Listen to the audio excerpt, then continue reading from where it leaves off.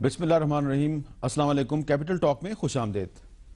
Governor Sindh جناب justice retired سعید الزمان صدیقی صاحب آج انتقال کر گئے۔ ابھی صرف 2 ماہ پہلے ہی ان کو سندھ کا گورنر مقرر کیا گیا تھا، لیکن وہ علیل تھے اور آج ان کا انتقال ہو گیا۔ سعید الزمان صدیقی صاحب جو ہیں، ان کا پاکستان کی عدلیہ کی تاریخ جو ہے اس میں بہت اہم کردار رہا ہے۔ ان کا ایک سیاسی کیریئر بھی ہے۔ 2008 میں انہوں نے صدارتی الیکشن لڑا تھا آصف زرداری صاحب کے مقابلے پہ، اور پھر ابھی 2 ماہ پہلے وہ گورنر بھی بن گئے۔ لیکن جو بطور سپریم کورٹ کے جج کے ان کے کچھ فیصلے ہیں وہ بڑے اہم ہیں، اور آج کی جو نوجوان نسل ہے اس کو پتہ ہونا چاہیے کہ سعید الزمان صدیقی صاحب کا کیا کردار رہا ہے۔ اس پہ ہم بات کریں گے، اور اس کے بعد جو ملکی معاملات ہیں اس پہ بھی بات کریں گے۔ میں اپنے مہمانوں کا تعارف کروا دوں۔ جناب طلال چودھری صاحب مسلم لیگ نون کے رہنما ہمارے ساتھ موجود ہیں، اور جناب علی محمد خان صاحب پاکستان تحریک انصاف سے ان کا تعلق ہے۔ سعید الزمان صدیقی صاحب کے حوالے سے بھی بات کریں گے، لیکن میں آج آپ کے ساتھ کچھ ایسی سعید الزمان صدیقی صاحب کی یادیں شیئر کرنا چاہتا ہوں جو اس سے پہلے میں نے شیئر نہیں کی۔ کچھ عرصہ پہلے میں نے کچھ انٹرویوز کیے تھے۔ میں پاکستان کی عدلیہ کی جو تاریخ ہے اس کو مرتب کرنے کے لیے کچھ پرسنالٹیز کے انٹرویوز کرا تھا، تو میں نے سعید الزمان صدیقی صاحب کا بھی انٹرویو کیا تھا، کیمرے پہ ریکارڈ کیا تھا، لیکن یہ نشر نہیں ہوا۔ تو اس انٹرویو کے کچھ حصے ہیں جس میں آپ کو بتانا چاہ رہا ہوں کہ ان کا کیا کردار رہا ہے۔ 1993 میں سابق آرمی چیف اسلم بیگ پر سپریم کورٹ نے توہین عدالت کا الزام لگا کر ان پر کارروائی کی تھی، اور سعید الزمان صدیقی صاحب نے ان کو کنوکٹ کیا، ان کے خلاف فیصلہ دیا، لیکن باقی ججز نے فیصلہ نہیں دیا تھا۔ یہ جب سوال میں نے سعید الزمان صدیقی صاحب سے پوچھا تو انہوں نے کیا جواب دیا، ذرا سنیں۔ وہ 5 کی بینچ جب 7 5 3 اور 2 5 کی جب بینچ بنی تو نیکسٹ ڈے جب میں گیا تو میں حیران ہو گیا دیکھ کے کہ جزلہ صاحب نے مجھ سے بینچ پہ بیٹھتے کے ساتھ یہ کہا کہ ہم نے کیونکہ اتنے دن کیس چلایا اور ہم نے ان کی بڑی بے عزتی کی ہے اپنے جنرل صاحب کی، جنرل عزیز مشی کی، اس لیے اب ہم چاہتے ہیں کہ اس کیس کو ڈراپ کر دیں۔ میں I was taken a back. میں نے کہا بھائی اگر آپ نے یہ کام کرنا تو آپ 3 جو بیٹھے ہوئے تھے پہلے آپ یہ کام کر سکتے تھے، آپ نے اس کو بینچ کو چینج کرنے کی ضرورت تو نہیں تھی۔ سر وہ کافی وہاں پر بحث مباحث ہوا، تو پھر ہم ریٹائر ہو گئے چیمبر کے اندر۔ چیمبر میں جا کے میں نے پروٹیسٹ کیا، میں نے کہا صاحب یہ نہیں ہو سکتا، اس لیے کہ یہ جو مقدمہ ہے اس میں تو میں آج ہی آیا ہوں اور آپ نے اس میں 14 وٹنسز کو آپ نے سمن کیا ہوا تھا۔ اس میں سے ایک وٹنس جو تھی وہ تھے اپنے جو بعد میں چیئرمین بنے تھے اس کے سینٹ کے وسیم سجاد صاحب کا کے اوپر یہ ایلیگیشن تھا کہ یہ پیغام لے کے گئے تھے چیف جسٹس کے پاس، اس کا chief of the army staff کا۔ میں نے کہا صاحب یہ تو نہیں ہو سکتا۔ خیر بڑے رد و قد کے بعد وہ بڑی مشکل سے اس بات پہ راضی ہوئے کہ اچھا ہم کیس چلائیں گے، لیکن آپ کو ایویڈنس ریکارڈ کرنی پڑے گی۔ میں نے کہا اس کے لیے میں نے والنٹیئر کیا کہ میں خود ایویڈنس ریکارڈ کروں گا۔ جب پھر ہم دوبارہ اسمبل ہوئے تو ہم نے وسیم سجاد صاحب کو کٹہرے میں کھڑا کیا اور ان کا بیان ریکارڈ کیا۔ میں نے خود ہی ریکارڈ کیا ان کا بیان۔ ریکارڈ کرنے کے بعد جب ریکارڈ ہو گیا بیان تو چیف جسٹس صاحب نے کہا کہ اب کافی دیر ہو گئی ہے، اس لیے ہم اس مقدمے کو آج اس کی ملتوی کرتے ہیں، اب یہ عید کے بعد سنا جائے گا۔ تو میں نے کہا ٹھیک ہے کوئی حرج نہیں۔ تو ہم نے کیس کو ایڈجنٹ کر دیا، اور میں چھٹیاں تھیں جولائی کی تو میں یہاں آ گیا کراچی، باقی کچھ جب لاہور چلے گئے۔ جب میں عید کا دوسرا دن تھا مجھے وہاں سے رجسٹرار کا ٹیلی فون آیا کہ وہ کیس وہاں لگ گیا ہے لاہور میں۔ میں نے کہا تو یہی چلنا تھا پرنسپل سیٹ پہ، اور یہ تو عید کے بعد لگنا تھا چھٹیوں کے بعد۔ کہنا صاحب چیف جسٹس صاحب کو آرڈر ہے وہاں سے۔ جب میں وہاں گیا لاہور تو مجھے وہاں جا کے بڑی حیرانی ہوئی، کیونکہ ضلع صاحب اور نسیم صاحب نے کہا کہ بھائی اب ہم نے فیصلہ کر لیا کہ اس کیس میں ڈسچارج کر دیں گے، نوٹس یعنی اس کو چھوڑ دیں گے۔ میں نے کہا یار کیسے ہو سکتا ہے، ابھی تو مڈ وے ایویڈنس ہوئی ہے، ابھی اس کا کراس ایگزامینیشن باقی ہے۔ بلکہ کورٹ میں بیٹھنے کے بعد انہوں نے یہ بات اعلان کی کہ ہم اس مقدمے کو ڈراپ کرنا چاہتے ہیں، اور یہ انہوں نے ایڈریس کیا ان کو اپنے فخر الدین جی ابراہیم صاحب کو، جو ان کو ڈیفینڈ کر رہے جنرل صاحب کو۔ اس پر میں نے کورٹ میں یہ کہا کہ بھائی یہ ان کا چیف صاحب کا ویو ہے، میرا یہ ویو نہیں ہے، آپ تیار رہیں، میں تو یہ کیس چلاؤں گا، اور یہ کیس کہ جس طرح سے چلنا ہے جو اس کا طریقہ کار ہے اس پہ پورا کیا ہے۔ خیر اس پر وہ کچھ چیف صاحب ذرا ناراض ہوئے، ہم پھر ریٹائر ہو گئے اس کے اندر چیمبر کے اندر۔ چیمبر میں جا کے انہوں نے کہا بھائی یہ ہم نے ڈیسائیڈ کیا۔ میں نے کہا آپ نے ڈیسائیڈ کیا، میں نے تو ڈیسائیڈ نہیں کیا نا۔ ہم سب آپ کے خیال میں افضل زلہ صاحب پہ کوئی دباؤ تھا؟ میں نہیں سمجھ سکتا کہ دباؤ، دیکھیے دباؤ تو وہ ہوتا ہے۔ میں تو 20 سال جج رہا ہوں، مجھے 20 سال میں کبھی کسی نے اپروچ نہیں کیا۔ دباؤ تو اس پر ہوتا ہے جو آدمی کوئی مراحت حاصل کرے۔ ہم جب باہر آئے ہمیں نہیں پتا تھا کہ یہ دونوں ججمنٹ لکھ کے لے آئے ہیں اپنا۔ ہم تو ایویڈنس ریکارڈ کر رہے تھے اس میں بیٹھے ہوئے۔ ججمنٹ گھر سے لکھ کے لے آئے؟ جی دونوں لکھ کے لائے تھے، یہ دونوں ضلع صاحب بھی اور وہ بھی۔ اور جب ہم کورٹ میں آ کے بیٹھے تو انہوں نے کہا کہ صاحب میں نے ججمنٹ لکھ دیا اور ہم ان کو چھوڑ۔ میں نے کہا ہم اسے کہنا ہے آپ ججمنٹ لکھیں. میں نے کہا I am not bound to write judgement. میں نے شارٹ آرڈر وہاں کورٹ میں ڈکٹیٹ کرایا اور شارٹ آرڈر میں نے کہا کہ صاحب میں ان کو کنوٹ کرتا ہوں, اور مجھ سے ایگری کیا انہوں نے اپنے خدیر چودھری صاحب نے. تو یہ سید عثمان صدیقی صاحب نے اسلم بیگ صاحب کے خلاف فیصلہ دیا تھا, کیونکہ اسلم بیگ صاحب نے یہ دعویٰ کیا تھا کہ 1988 میں جب جنیجو صاحب کی حکومت ختم ہوئی اور سپریم کورٹ میں ان کی حکومت کی برطرفی کے خلاف کیس کی سماعت ہو رہی تھی, تو اسلم بیگ صاحب نے دعویٰ کیا کہ میں نے وسیم سجاد صاحب کے ذریعے چیف جسٹس کو پیغام بھیجا تھا کہ جنیجو کی حکومت کو بحال نہ کیا جائے, اور حکومت بحال نہیں ہوئی. اس پر ان کے خلاف کارروائی ہوئی تھی. ایک اور بھی سید عثمان صدیقی صاحب کا کلپ ہے, آپ کو بتائیں گے کہ پرویز مشرف کے ساتھ ان کا کیا اختلاف تھا. کچھ لوگ سمجھتے ہیں کہ مشرف صاحب کے ساتھ اختلاف یہ تھا کہ انہوں نے نواز شریف کی حکومت کو برطرف کر دیا تھا. سید عثمان صدیقی صاحب کہتے ہیں کہ یہ اختلاف نہیں تھا, اختلاف کچھ اور تھا. سنیے کیا تھا اختلاف. دیکھیے, اس سے پہلے ہمارے پاس 12 اکتوبر کو جب مجھے پتہ چلا کہ اوور تھرو ہو گئے, تو سب سے پہلے آدمی جو میرے پاس آیا رات کو 2 بجے وہ احسان صاحب تھے, جنرل احسان, اور ان کے ساتھ وہ تھے وہ جو پی ایس آئی کیا ہوتا ہے ان کا جو اسپوکس مین ہوتا ہے, اس زمانے میں وہ قریشی صاحب تھے, D G S I S P R, اس زمانے میں قریشی صاحب تھے, اس زمانے میں بریگیڈیئر ہوا کرتے تھے. یہ تو رات کو 2 بجے میرے پاس آیا اور کہا کہ صاحب وہ چیف صاحب آپ کو بار بار ٹیلی فون کر رہے ہیں, آپ سے ملنے رہا. میں نے کہا آپ عجیب آدمی 2 بجے رات کو مجھے آپ بتا رہے ہیں, آگے اس کی کیا ضرورت تھی. وہ تو مجھ سے بات بھی ہو چکی ہے ان سے, میں نے کہا کہ آپ آ جائیں مجھ سے ملنے, اگر آپ مجھ سے ملنا چاہتے ہیں تو یو کین کم اینڈ سی می. تو وہ پھر انہوں نے کہا 13 تاریخ کو, کہا 13 تاریخ کو میرے پاس ٹائم نہیں تھا, تو پھر 14 کو وہ آئے میرے پاس جنرل صاحب, میں اپنی ٹیم کے ساتھ. تو میری ان سے 1 to 1 بات ہوئی تھی. وہاں جو میری بات ہوئی اس میں 2 باتیں طے ہوئیں. یعنی ایک تو بات اس میں یہ طے ہوئی کہ جنرل صاحب جو جوڈیشل سسٹم ہے اس میں کسی قسم کا انٹرفیئرنس نہیں کریں گے, اور نہ ہی کسی قسم کی کوئی عہد دی جائے گی ججز کو پی سی او کے تحت, جیسا کہ پہلے ہوتا ہے. نمبر 1. نمبر 2, میں نے ان سے یہ وعدہ لیا کہ وہ کسی قسم کی کوئی بھی کسی اسٹیج پر یہ بات خاص نہیں کریں گے کورٹ سے کہ ان کو پاور دی جائے ٹو امینڈ دی کانسٹیٹیوشن, کیونکہ یہ پاور صرف پارلیمنٹ کے پاس ہے اور دوسرا کوئی ادارہ اس کو امینڈ نہیں کر سکتا. اگر آپ چاہیں تو میں آپ کو وہ قصہ ہی بتا دوں جس بنا پہ ہماری مشرف صاحب سے جو انبن ہوئی, وہ فیصلہ تھا جو سود کے مقدمے میں دیا گیا تھا. وہ اناؤنس ہوا تھا نومبر میں جب مقدمے میں جب اس کا فیصلہ آیا, وہ تو اس کو معلوم بڑی, اس میں 7 ججوں کی بینچ تھی. اس میں 2 عالم بھی تھے, جس میں ایک محمود غازی صاحب بھی تھے, اور دوسرے تقی صاحب تھے, محمود غازی تھے, اور 3-4 جج تھے ہمارے. ہیڈ کر رہے تھے وہ اپنے خلیل الرحمان صاحب. تو جب فیصلہ آیا تو انہوں نے مجھے ٹیلی فون کیا کہ صاحب آپ مجھے ڈی اسٹیبلائز کرنے کی کوشش کر رہے ہیں, you are trying to destabilise the government. میں نے کہا کہ بھائی وہ کس طرح سے, ہاؤ یو سے دیٹ. کہلیں آپ نے یہ سود کے مقدمے میں ہمارا جو آپ کا فیصلہ آیا ہے, آپ کے یہاں تو 10-12 سال تک مقدمے پڑے رہتے ہیں, اس وقت آپ کو کوئی فکر نہیں ہوتی, آپ کو یہ فیصلہ دینے کی کیا ضرورت ہے, آپ کو معلوم ہے اس کے ریپرکشن کیا ہے. میں نے کہا تھا آپ کو غلط فہمی ہوئی. تو یہ تھا سید عثمان صدیقی صاحب کے کچھ یادیں. ان کی پرویز مشرف صاحب کے ساتھ جو اختلاف ہوا تھا وہ اس لیے ہوا تھا کہ سپریم کورٹ نے سود کے خلاف ایک فیصلہ دیا تھا نومبر 1999 میں, اور پھر اس کے کچھ عرصے کے بعد پھر مشرف صاحب کی جو ڈیل تھی سید عثمان صدیقی صاحب کے ساتھ وہ ختم ہو گئی, اور انہوں نے جب پی سی او کے تحت حلف لینے کے لیے کہا تو سید عثمان صدیقی صاحب نے 2000 جنوری میں انکار کر دیا. اب اس پہ ہم بات کریں گے سابق گورنر سندھ جناب ڈاکٹر عشرت اللہ آباد صاحب سے. السلام علیکم ڈاکٹر صاحب. جی السلام علیکم حامد بھائی. جی ڈاکٹر صاحب, جناب سید عثمان صدیقی صاحب کا انتقال ہو گیا, ان سے پہلے آپ سندھ کے گورنر تھے, تو وہ اب آج اس دنیا میں نہیں رہے. میں چاہتا ہوں کہ اس سلسلے میں آپ اپنے جذبات سے ہمیں آگاہ کریں.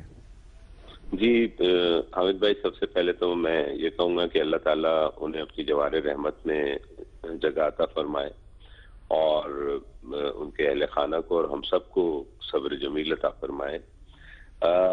میرا سعید بھائی سے بہت دیرینہ ایک تعلق تھا, تقریباً 1990 سے ان سے شناسائی تھی, اور خاص کر کے ان 14 سالوں میں تو میں نے لمحہ و لمحہ بہت سارے ایسے لیگل کانسٹیٹیوشنل میٹرز آتے رہے, تو he was just 1 phone call away and I was also, اور میں ان سے مسلسل ڈسکس کرتا تھا بہت سارے معاملات جو قانونی نوعیت کے ہوتے تھے, کیونکہ وہ بہت اچھے قانون دان تھے اور بہت ہی کریڈیبل انٹیگریٹی کے آدمی تھے, اور بہت ہی نفیس شخصیت کے مالک تھے. تو مجھے تو وہ عشرت کہہ کے اور بہت ہی ایک بڑے کی حیثیت سے ہمیشہ انہوں نے عزت دی اور پیار کیا.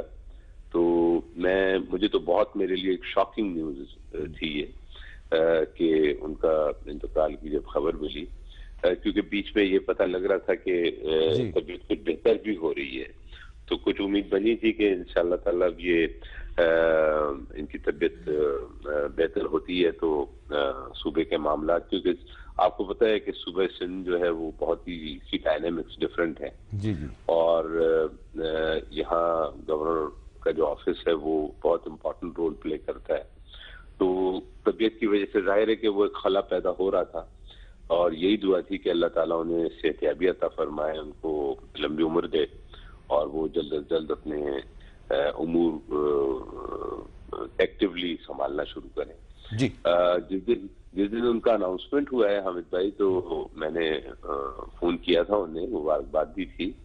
تو سعید بھائی نے یہی کہا تھا کہ بھائی عشرت تم نے بالکل ساتھ ساتھ چلنا ہے, کیونکہ اتنے سیاسی معاملات ہیں اور اتنے سارے گمبھیر معاملات ہیں جن کو کہ ظاہر ہے کہ مجھے تھوڑا وقت لگے گا سمجھنے میں. تو میں نے ان کو بالکل اشور کیا تھا کہ سر بالکل جس وقت آپ کہیں گے I am with you and I will fully مطلب ظاہر ہے کوئی اس میں تو بہت بہت شکریہ ڈاکٹر عشرت العباد صاحب, بہت بہت شکریہ آپ کا. اچھا, آپ سے میں یہ پوچھنا چاہوں گا طلال چودھری صاحب, ملکی معاملات پر بات کرنے سے پہلے کیا یہ آپ سمجھتے ہیں مناسب ہوگا کہ وزیر اعظم صاحب صدر کے مشورے سے اب نئے گورنر کا تقرر کریں گے, تو سندھ کی حکومت کو بھی اس سلسلے میں مشورے میں شامل کر لیا جائے؟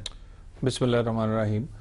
سب سے پہلے تو سید الزمان صدیقی صاحب جو اس دنیا سے چلے گئے, اللہ تعالیٰ ان کے درجات بلند فرمائے, اور اس طرح کے لوگوں کی جنہوں نے اصول پسندی پر اپنی زندگی گزاری اور انسٹیٹیوشنز کو مضبوط کیا, اور آج کی جمہوریت بھی شاید انہی لوگوں کی وہ قربانیاں یا جو جدوجہد اس کا نتیجہ ہے. لیکن مجھے خوشی ہے کہ مسلم لیگ نون نے ہمیشہ ایکنالج کیا ہمارے لیے, وہ صدر کے امیدوار بھی بنے اور انہوں نے بھی ہمارا ایکسیپٹ کیا, وہ ایز اے صدر کے امیدوار بنے, اور اب وہ گورنر بھی نون لیگ کے نامزد کردہ تھے اور وہ گورنر سندھ بھی رہے.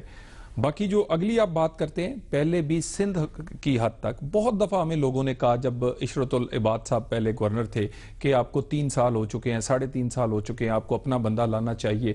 ہم نے کبھی وہاں پولیٹیکل گین کے لیے گورنر کی پوزیشن کو یوز کرنے کی بجائے کراچی کے حالات دیکھے, اور کراچی کے حالات کے لیے یقیناً سندھ کی حکومت اور سندھ کی دوسری پارٹیوں کو بھی ہم نے آن بورڈ لیا, اور ہمارا پریفرنس جو ہے وہ کراچی کے حالات کی بہتری تھی, اور اسی وجہ سے پچھلے 3.25 سال بھی سابق گورنر جو پہلے تھے اس کو چینج نہیں کیا گیا.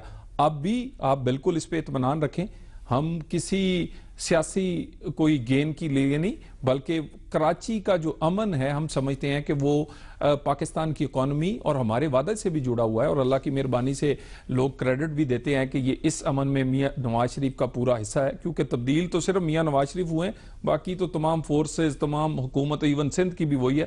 تو ابھی بھی بالکل اعتماد میں لیا جائے. ٹھیک ہے.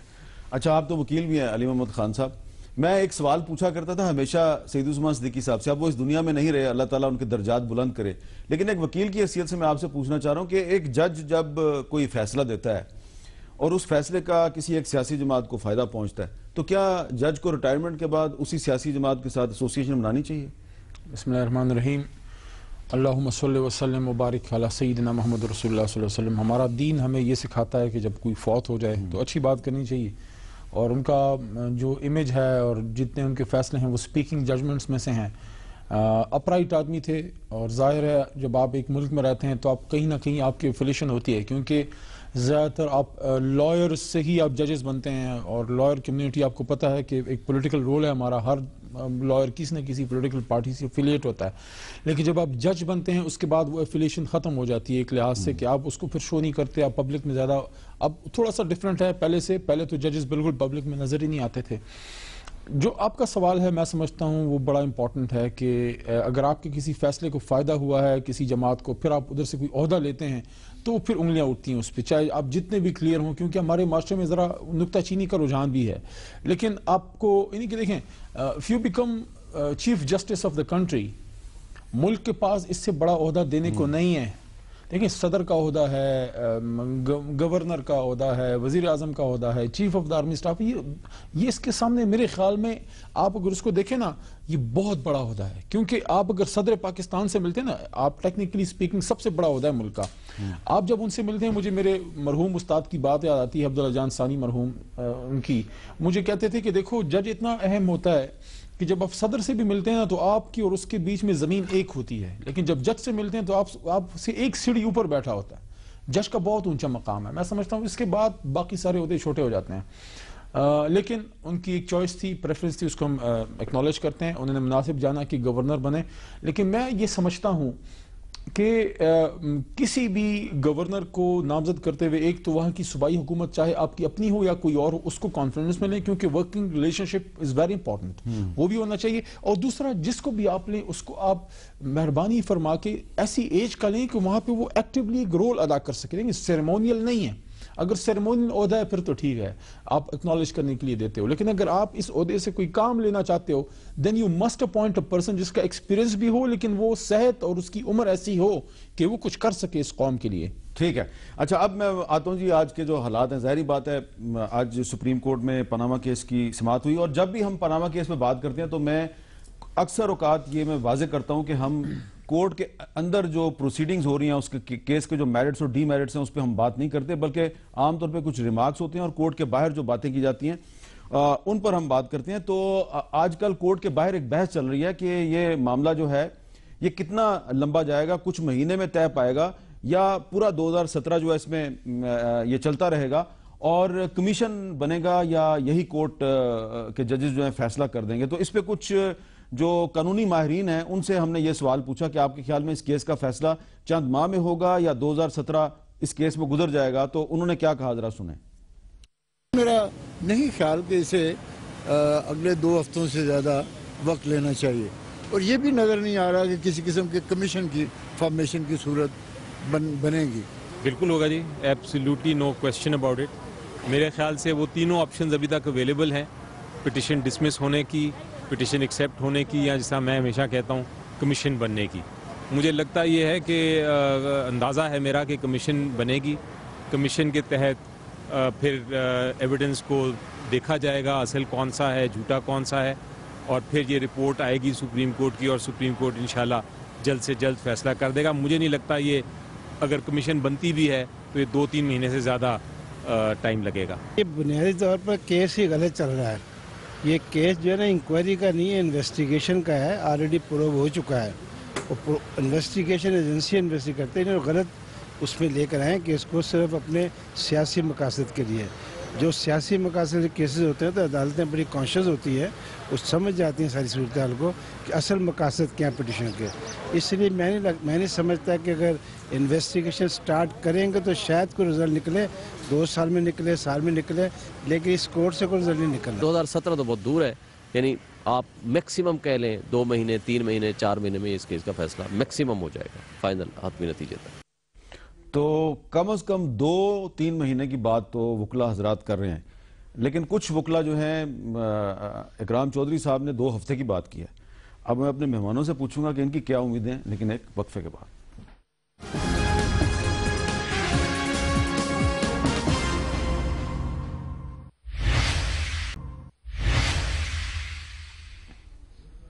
وقفے کے بعد گفتگو میں دوبارہ خوش آمدید۔ طلال چودھری صاحب، اگر کچھ وکلا کا خیال ہے کہ اگر سپریم کورٹ کمیشن بناتا بھی ہے تو پھر بھی 2-3 مہینے تو لگیں گے، تو اس کا مطلب ہے 2-3 مہینے ابھی یہ پاناما کیس آگے بھی جا سکتا ہے۔ کچھ وکلا کہہ رہے ہیں 2 ہفتے لگیں گے۔ دیکھیں، کمیشن کی بات تو رول آؤٹ اس لیے کی جا سکتی ہے کہ وہ آلریڈی پی ٹی آئی جو پٹیشنر ہیں وہ جب پچھلے چیف جسٹس بنانے لگے تھے تو انہوں نے کہا تھا کہ یہ ہم اس کا بائیک آؤٹ کریں گے، یہ نہیں بننا چاہیے۔ اور ایک بات میر صاحب، پرائم منسٹر جو کہ پرائم منسٹر نہیں ہے صرف، وہ پاپولر لیڈر بھی ہیں، اور وہ پاپولر لیڈر ایک دفعہ نہیں، وہ 3 دفعہ پاکستان کی تاریخ کے بنے اور اب بھی وہ ہیں اس وقت۔ انہوں نے اپنا تمام وہ جو یعنی نہ ایڈمیسیبلٹی پہ بات کی، نہ ایکسیپٹیبلٹی پہ کی، نہ لا پوائنٹس پہ کیا، اور اپنے آپ کو اور اپنی فیملی کو سرنڈر کیا سپریم کورٹ کے آگے۔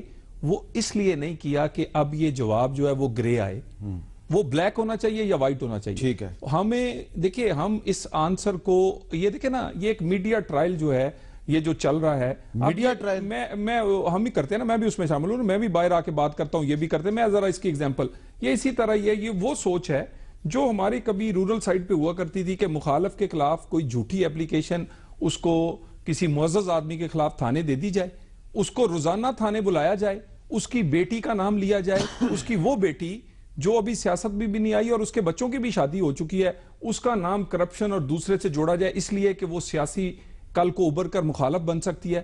آپ روزانہ اسے کٹہرے میں کھڑا کریں, روزانہ بات کریں, اور جس نے جھوٹی اپلیکیشن دی ہے اس کی تو یہ جیت ہے, اور یہ جتنے دن چلے گا یہ اس کی جیت ہے. ہم تو اطمینان کا شکار ہیں کہ یہ بالکل ہمارے حق میں ہوگا. لیکن میں دوبارہ سے یہ کہنا چاہتا ہوں, اس بات کا فیصلہ ہونا چاہیے منی لانڈرنگ ہوئی یا نہیں ہوئی, بالکل کلیئر.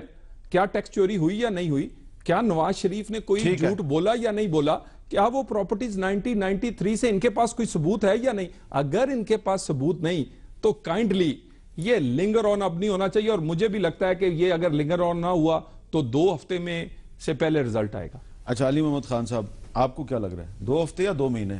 مجھ سے نہ ہو سکے گا امیر شہر کا احترام, میری زبان کے لیے تالے خرید لو. اوئے ہوئے ہوئے ہوئے ہوئے ہوئے. دیکھیں بات یہ ہے کہ اس سارے کیس میں تقریباً 1-2 دن چھوڑ کے تقریباً سبھی, میں آپ بھی آتے ہیں اور میں بھی, آج جو ایک بات کی ہے نا ایک جج صاحب نے, میں سمجھتا ہوں وہ ہے کرکس اس کیس کا. کسی میں تھوڑا سا بھی ضمیر ہو نا, اس پہ مر جائے وہ بات سن کے. حضرت عمر والی جب انہوں نے کہا نا کہ جب ہمارے شیخ رشید صاحب نے جب وہ بات کی, عمر فاروق رضی اللہ عنہ والی بات کی, جب ان سے سوال کیا گیا کہ آپ کو تو ایک چادر ملی تھی اور آپ نے تو پہنی 2 ہیں, تو یہ دوسری کدھر سے آئی, تو عدالت نے ریمارکس دیے کہ انہوں نے حضرت عمر رضی اللہ عنہ نے, امیر المومنین نے, جن کو مانگا گیا تھا اللہ سے, حضرت رسول کریم صلی اللہ علیہ وسلم نے مانگا تھا ان کو, اور یہ بھی انہوں نے فرمایا تھا کہ میرے بعد اگر پیغمبر ہوتا تو عمر رضی اللہ عنہ ہوتے, لیکن سن لو کہ پیغمبری کا درو, اتنا بڑا ان کا مقام تھا. لیکن انہوں نے کیا کہا, عدالت نے ریمارکس دی, انہوں نے یہ نہیں کہا کہ بار ثبوت تم پہ ہے. آپ کو جواب مل گیا. بار ثبوت کن پہ ہے, پہ ہے. یہ آج عدالت کے ریمارکس, اور اس کو جمالی صاحب کی کورٹ کے ریمارکس بھی آپ کو یاد ہے, اس میں بھی عدالت نے کیا کہا تھا, عدالت نے یہ کہا تھا کہ اس وقت شیخ صاحب تھے ان کے اور سلمان صاحب تھے, ان کو کہا کہ چونکہ آپ, اور اگر مجھے صحیح یاد ہے تو سلمان صاحب میاں صاحب کو ریپرزینٹ کر رہے تھے اور شیخ صاحب بچوں کو, ان کو کہا کہ چونکہ آپ ان فلیٹس کو ڈینائی نہیں کرتے تو اب بار ثبوت آپ پہ ہے کہ ہمیں منی ٹریل دیں. ایک دوسرا, بار بار عدالت میں اس بات کا ادا کیا گیا اور یہ کہا گیا کہ جو الفاظ ہیں اس کے بہت امپورٹنس ہے. جس دن شیخ صاحب نے وہ خط پیش کیا قطری, اس دن کے عدالت کی ریمارکس آپ کو یاد ہے, عدالت نے کہا کہ کیا, اور الفاظ کوٹ ان کوٹ تقریباً یہی تھے, کمی بیشی اللہ معاف کرے, کہ کیا میاں صاحب اپنا بیان بدل رہے ہیں. اچھا لیکن علی محمد خان صاحب یہ بتائیں, عدالت کے ریمارکس یا سوالات, یہ ان کو فیصلہ نہیں آپ کہہ سکتے؟ نہیں, کوئی نہیں فیصلہ. لیکن اس پہ مجھے اب ایک سوال میں رکھوں نا اپنے بھائی سے. یہ کہتے ہیں کہ عدالت سے باہر آ کے, جب عدالت کلیئرلی یہ کہتی ہے, 3 دفعہ اب تک کلیئرلی کہہ چکے ہیں, جمالی صاحب کی کورٹ میں 1 دفعہ, اس کورٹ میں 2 دن پہلے, اور آج دوبارہ 3 بار ہو چکا ہے.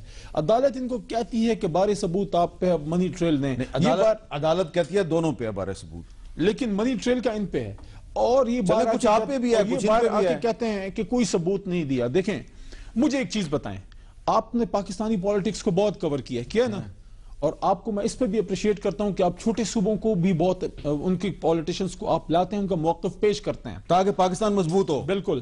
تو ہمارا ایک چھوٹا صوبہ ہے پختونخوا, جہاں سے میرا بھی تعلق ہے. وہاں کی ایک جماعت ہے عوامی نیشنل پارٹی, اس کے ایک لیڈر ہیں باچا خان, پختونوں کے لیڈر تھے, ہم سب ان کو مانتے ہیں, ہمارے لیڈر تھے, لیکن ان کی پارٹی اس پہ نہیں چل رہی, وہ علیحدہ بحث ہے. باچا خان کو کہتے ہیں خدائی خدمتگار, لیکن میں کہتا ہوں ایک خدائی خدمتگار طلال بھائی کی جماعت میں ان کے لیڈر ہیں, وہ ہیں شہباز شریف صاحب. اب پوچھیں کیوں خدائی خدمتگار؟ اس طرح سے کہ جو التوفیق انویسٹمنٹ کا کیس ہے, پراپرٹی اٹیچ ہوتی ہے, یہ بات آپ چاروں فلیٹس کی. مجھے یہ بتائیں, اگر یہ فلیٹس ان کے نہیں تھے تو شہباز شریف صاحب، رباز شریف صاحب کا نام اس پہ کیوں آیا؟ جی چارج کو کیوں ڈسچارج کیا گیا؟ میں جی بڑا اچھی طرح جواب دے دیتا ہوں. آپ نے تو کہا ہے کہ وکیل ہیں، لیکن میرا خیال ہے انہوں نے اپنا بھی کیس نہیں پڑھا جو انہوں نے فائل کیا ہے. اور اگر وہ ملزم تھے شہباز شریف صاحب یا ان پہ عباس شریف صاحب، تو ان کو ڈیفینڈنٹ کیوں نہیں بنایا، ان کو نوٹس کروایا؟ اور دوسری گزارش یہ ہے، انہیں یہ بھی نہیں پتا کہ وہ مارگیج پراپرٹیز نہیں ہوئی تھی، پاکستان کی پراپرٹیز پر وہ چارج ہو کر وہ لون ہوا تھا. اور اللہ کی مہربانی سے یہ اگر انہیں بناتے تو ہم جواب دیتے تو انہیں سمجھ آ جاتی. اب دوسری بات، یہ جو ایک بارے ثبوت ہے پرائم منسٹر اور ان کی فیملی پہ، پرائم منسٹر تو اس میں ڈائریکٹلی نہ پاناما میں نہ ان پراپرٹیز کی کسی ٹرانزیکشن میں رہے ہیں. شریف فیملی ایک بڑی فیملی ہے اور ان کا بزنس بھی ساری دنیا جانتی ہے. ایک جو بارے ثبوت ان پہ ہے وہ 2006 کے بعد ہے. ایک ہم پر تہمت لگائی گئی ہے، الزام نہیں، تہمت. جب آپ کے پاس ثبوت نہیں تھے 1990s کے، کیوں آپ نے ہم پر تہمت لگائی کہ آپ 1990 سے اس کے مالک ہیں؟ کیوں منی لانڈرنگ کی لگائی؟ کیوں ٹیکس چوری کی لگائی؟ مریم نواز صاحبہ کو صرف اس لیے کہ وہ ابھرتی ہوئی اس وقت لوگوں کے دلوں میں ان کا جگہ ہے، آپ نے ان کو ایک شادی شدہ خاتون، ایک ٹیکس گزار خاتون، کبھی وہ بھی ڈیپینڈنٹ ہوئی اپنی باپ کی، آپ نے صرف ان کو ملائن کرنے کے لیے اور میاں نواز شریف کا کیس سے تعلق جوڑنے کے لیے ایک 42 ایئرز کی بیٹی کو جو شادی شدہ، جس کی بیٹی بھی شادی شدہ ہے، آپ نے اس کو اپنے والد کی ڈیپینڈنٹ صرف اپنی تسکین کے لیے اور جھوٹا کیس بنانے کے لیے کیا. خدا کے لیے ہم پر الزام لگائیں لیکن ہم پر تہمت نہ لگائیں. تہمت وہ ہے جس کا ثبوت نہ ہو. میں اپنا بارے ثبوت جو ہے، میں اپنا بارے ثبوت جو ہم پر ہے وہ ہم اپنا نبھائیں گے اور نظر آئے گا. جواب دیں چھوٹا سا. آپ کے پاس ویڈیو ریکارڈز ہوتے ہیں؟ وہ جو پروگرام ہے ثنا بچہ کا، وہ ذرا چلائیں. ٹھیک ہے، اس میں انہوں نے کہا تھا، کیا کہا تھا اس میں؟ انہوں نے کہا تھا کہ میری کوئی ہم کہاں سے لے آتے ہیں، کہا تھا ذرا چلائیں نا یار. میں نے کہا وہ چلائیں تیز کرائیں. اور مریم نواز اور ایک اور چیز بھی، اور مریم نواز صاحبہ کا میر صاحب ایک اور، جواب طلال صاحب ایک اور چیز بھی دیکھیں. ہم نے تو یہ پاناما لیک نہیں کیا نا. کیا آپ نے پاکستان سے باہر ایک دن بھی ان کو چیلنج کیا ہے؟ اچھا ایک میری عدالت میں لے جائیں، آپ دونوں کورٹ آف جسٹس میں لے جائیں، میں مفت کیس کر دوں گا. آپ دونوں بھائیوں سے میری ایک گزارش بھی اور سوال بھی ہے. آپ یہ نہیں سمجھتے کہ یہ جو ایک دوسرے پہ آپ اس طرح الزامات لگاتے ہیں اور پھر عدالتوں میں الزامات کو ثابت کرنے میں بھی بہت عرصہ لگا، پولیٹیشین دوسرے پولیٹیشین کی ریپوٹیشن خراب کر رہے ہیں، کریڈیبلٹی خراب کر رہے ہیں. اب پھر وفاداریاں تبدیل ہوتی ہیں. تو اس سے آج مجھے بہت لوگوں نے فون کیے ہیں اور لوگ کہتے ہیں جی کہ آپ ان سے یہ بھی تو پوچھا کریں کہ آپ اپنا پہلے کچھ سٹیٹمنٹ دیتے ہیں، بعد میں کچھ سٹیٹمنٹ دیتے ہیں اور پھر آپ سارے جو ہے وہ نہائے دھوئے ہوئے گھوڑے بن جاتے ہیں. سوری میں نے یہ الفاظ استعمال کیے ہیں. میں آج آپ کو کچھ کلپ دکھانا چاہ رہا ہوں جی. وہ کلپ نہیں جو علی محمد خان صاحب کہہ رہے ہیں، کچھ کلپ میں دکھانا چاہ رہا ہوں. سیاستدان ایک دوسرے پہ الزامات لگاتے ہیں اور پھر صلح کر لیتے ہیں. تو پھر لوگ مجھے کہتے ہیں کہ ان سے پوچھو بھی کہ اگر یہ آپ اتنی اچھے ہیں تو پھر ایک دوسرے پہ پہلے اتنے الٹے سیدھے الزام کیوں لگائے. سنیں، آپ کو سمجھ آ جائے گی میں نے کیوں یہ کلپ چلایا. میں خود پیپلز پارٹی میں رہا ہوں جی، مجھے پتا ہے. آپ یہ ان کو کسی دشمن کی ضرورت نہیں، یہ اپنے دشمن خود ہی بنے ہوئے ہیں. ان سے یہ پوچھیں فگر ورک کہ جو انہوں نے یلو کیب سکیم کیا تھا، ایک منٹ کے لیے جی، ایک منٹ کے لیے، جو ہیئر می آؤٹ نا پلیز، جو یلو کیب سکیم کیا تھا، آج اس وقت اس ملک میں کوئی آدمی ڈائیو گاڑی خریدنے کے لیے تیار ہے؟ ان سے پوچھیں کہ ان کے جو لیڈر ہیں ان کے گوشواروں میں کتنا ٹیکس جمع کیا تھا، 400 روپے، 600 روپے، وہ فگر نہیں یاد ہے ان کو. جو رائیونڈ اسٹیٹ بنی ہوئی ہے وہ کس طرح سے چل رہی ہے اور کتنا وہاں پر عائش و آرام کے سود تیار ہے. صدر صاحب کی پریزیڈنسی کا ان کو فکر ہے، وہ کہاں سے پیسے ہیں؟ سیٹ لے کے آدمی یہ سوچے کہ وہ پرائم منسٹر کا ٹانگے کی سواریاں نہیں ہیں. شیخ صاحب آپ کامیاب سیاستدان ہیں نا. یہ دیکھیں میں ٹی وی پہ کہتا ہوں اللہ مجھے شیخ رشید جیسا کامیاب سیاستدان کبھی نہ کرے. اسے بہتر میں فیل ہی رہا ہوں، معمولی کپتان میں فیل رہا ہوں. موجودہ حالات میں جو پیپلز پارٹی کے ساتھ جائے گا وہ اپنی سیاسی قبر خود کھود رہا ہوگا.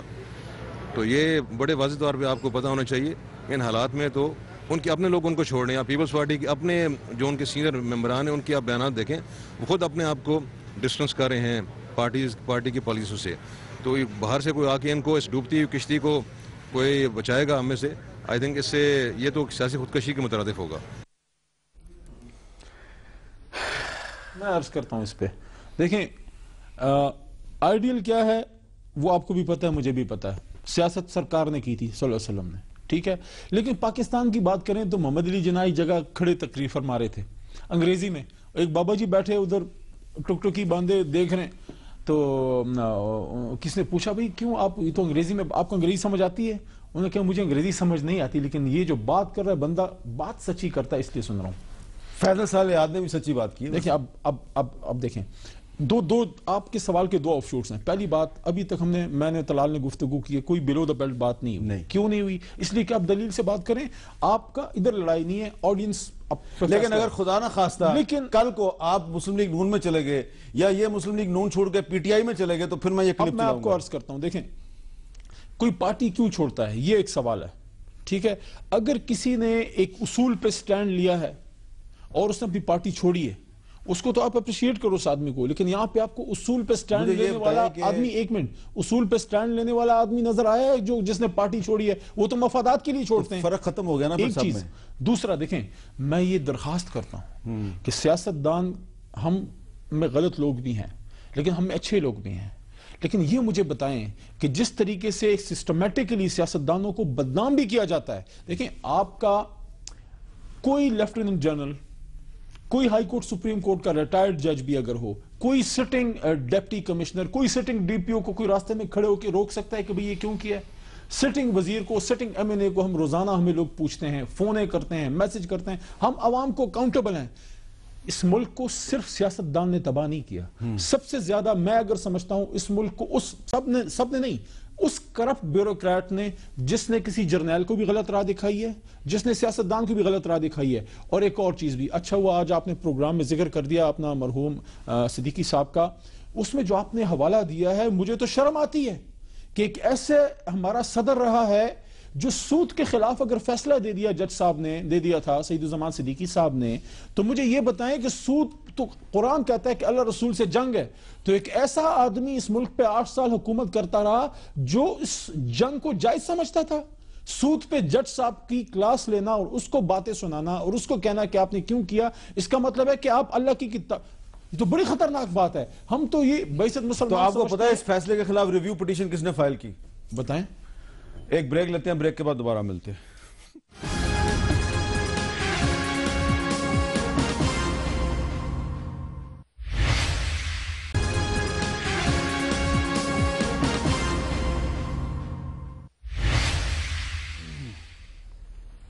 वक्फे के बाद गुफ्तगू में दोबारा खुशामदीद। अच्छा तलाल चौधरी साहब, एक लोग सवाल पूछ रहे हैं कि फैसल साल साहब ने जो भी कहते रहे पीपल्स पार्टी के बारे में, आसिफ जरदारी साहब के बारे में, लेकिन चले गए पीपल्स पार्टी में, ना वो आपकी नून लीग में गए ना ये इनकी पीटीआई में गए। ये क्या चक्कर है? क्या देही इलाकों की सियासत शहरी इलाकों की सियासत से मुख्तलिफ है?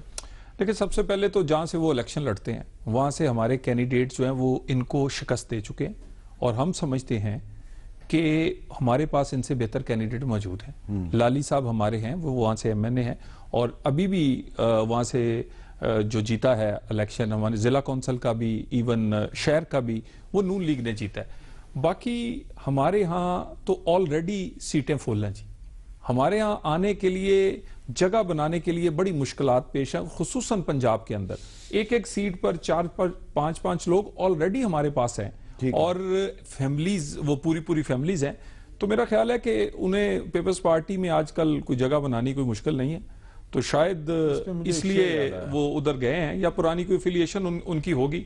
बहरहाल हम कोशिश करेंगे कि हमारी जो सबसे पहली अब टीम है वो जितनी ज्यादा लोग रिटेन कर सकें, लेकिन हमारे पास ऑलरेडी एक जगह पर 4-5 चॉइसेस पहले से मौजूद। ये सियासी वफादारियां तब्दील करना जो है, ये पब्लिक में क्या परसेप्शन होती है इसकी? देखें मीर साहब, एक तो आपकी ये जो अवेयरनेस आपने दी है, यानी मीडिया ने, और जैसे आप क्लिप चला देते हैं, मेरा ख्याल है कि अल्लाह ताला, एक तो मैं तो उस वक्त दुआ मांग रहा था कि अल्लाह ताला ये वक्त हम पर ना लाए और इतनी ताकत हिम्मत दे कि जहां खड़े हैं वहीं खड़े रहें।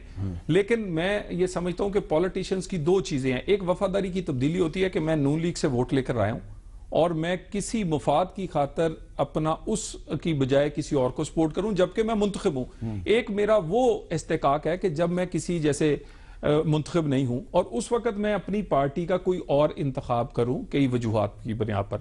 लेकिन यहां पर ज्यादातर लोग इंतखाब करते हैं कि वो इलेक्ट होकर असेंबली पहुंचना चाहते हैं, तो नॉर्मली उसे वो सेलेक्ट करते हैं जहां से वो इजीली असेंबली पहुंच सकते हैं, अपने इलाके को देखते हैं, इलाके में अपने अपोनेंट्स को देखते हैं।